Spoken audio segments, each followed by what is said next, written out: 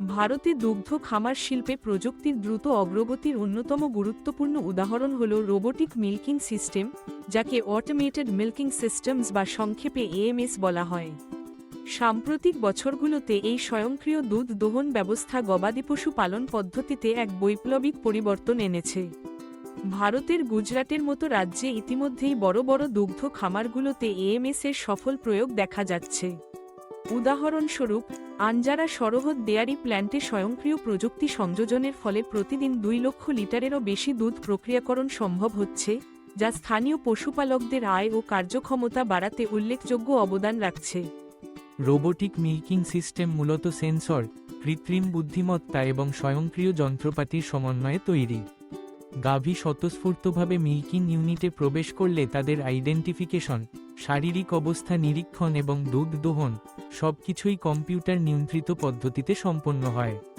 এতে দুধের উৎপাদনশীলতা বাড়ে, শ্রমিকের ওপর নির্ভরতা কমে এবং পশুর স্বাস্থ্যের প্রতি নজরদারি সহজ হয়। বিশেষ করে দুধের মান ও সংরক্ষণ প্রক্রিয়ায় স্বচ্ছতা ও নিরাপত্তা বৃদ্ধি পেয়েছে। তবে এই প্রযুক্তি গ্রহণের ক্ষেত্রে কিছু চ্যালেঞ্জও রয়েছে।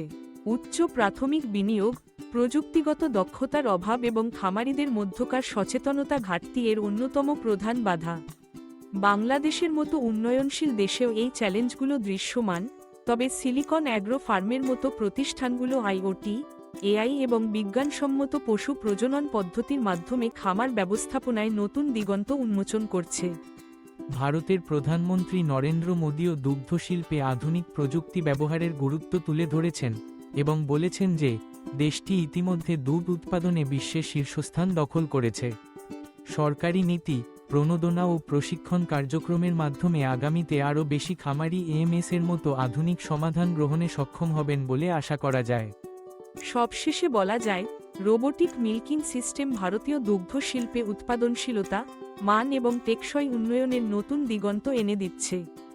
চ্যালেঞ্জ অতিক্রম করতে পারলে এই প্রযুক্তি পুরো খাতকে বদলে দিতে পারে।